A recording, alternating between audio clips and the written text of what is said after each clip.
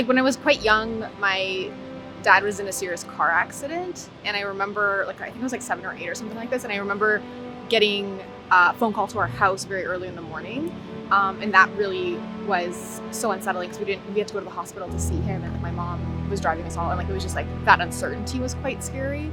Similarly, when like I had another family member who had a very serious illness and surgery, and then just kind of the prognosis was quite negative immediately after, and so that was, again, kind of similarly, the uncertainty just really was scary, but then fortunately it kind of ended up working out. But just those kind of initial moments and couple of weeks were quite tenuous.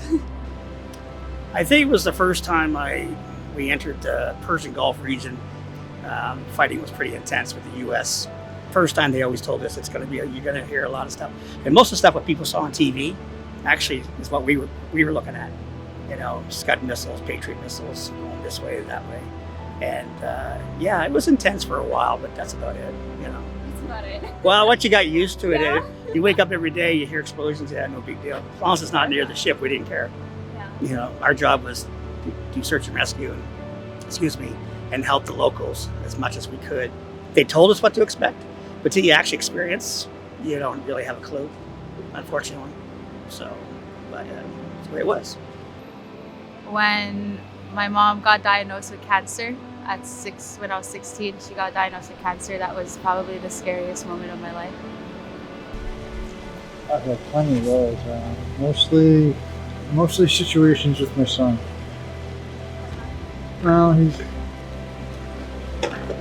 got some bad habits. That worries me a lot. I'm losing a lot of good people to those same bad habits. So I've been losing a lot of good friends and a lot of solid people due to the same addiction. I don't share the addiction, but I don't condone it, but I don't have the right, I don't feel, to tell anybody to stop, right? It's sad. So I was in North Bay, Ontario, Canada. I was in the military. I got a phone call from the weather station. In North Bay, I worked in a place called the Rock Complex, which is the equivalent to Cheyenne Mountain in Colorado. So it's what the military did for airspace sovereignty. Anyway, I got a call from the weather guy going, "You should come down here. We got to talk." And I'm like, "Okay." He says, "Is Taz with you?" I'm like, "Yeah." He goes, "Get him to come with you." So we go downstairs to this weather room, and he's like, "There's a tornado that just hit Edmonton." And there was all alerts, so it's like, here's straight landlines. So I don't know if it exists now still, but back in the day, you could have a direct line that would bump anything off. Like if someone was talking to you, this call would go through to you no matter what. And so we called our parents. It's like, everything okay? And they were stunned, shocked, because it was 1986 that we knew that fast. But weather, when it happens. So with the radar systems that we had and stuff like that, yeah, we knew about it right away. It's crazy. So that was probably, the scariest thing. Fear for my family. Yeah, my family was here. I was in North Bay.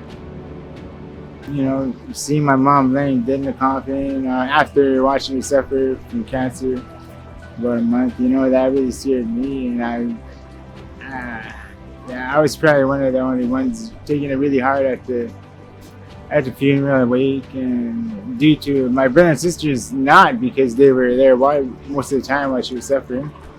And you know, changing when you're suffering from cancer, you know, you're pretty much a baby again, losing everything. You're unpacking the diaper.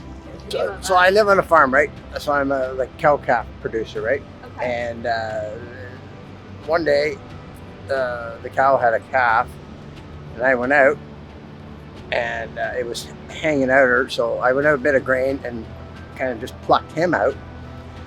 I come back a couple hours later, she had another one.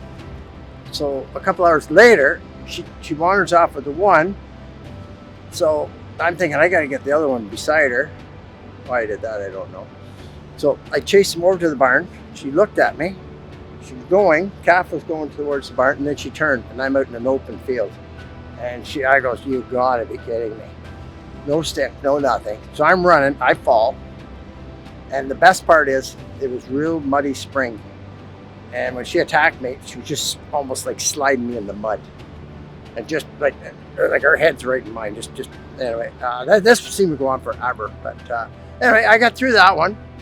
It was an ambulance ride into the hospital. They checked me all out. I was bruised, my chest, my legs, my head, and got through that one. A couple years later, the calf comes out, but the head goes down and the body goes over, so he's choked right off. So I thought, well, if I can just grab a leg and give him a little pluck, and I'm thinking, no, because I know the look, right?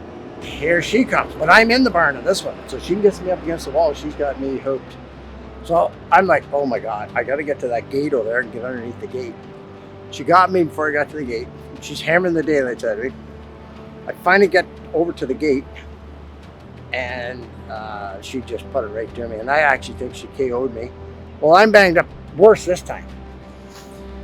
She broke the third rib. My shoulder was just mangled. Same old thing.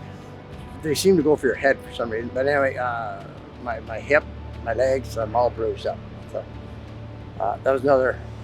Actually, I phoned my son that day, and he drove me to the hospital. So I was in there for a couple of days. So that was the cow one. That's crazy. So do you still work with cows after all? Oh yeah. I'm just going to give that sport up for a while though. Yeah. With like a whole new city, it's a whole new different experience to visit a place, you know, because of the people, of the culture, of the, I don't know, everything, even the language.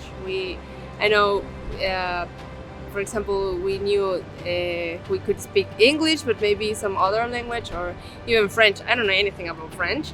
So yeah, I don't know. And everything, I don't know, like I knew how it's gonna be, I'm gonna be lost or not, or yeah, I think that like a new experience.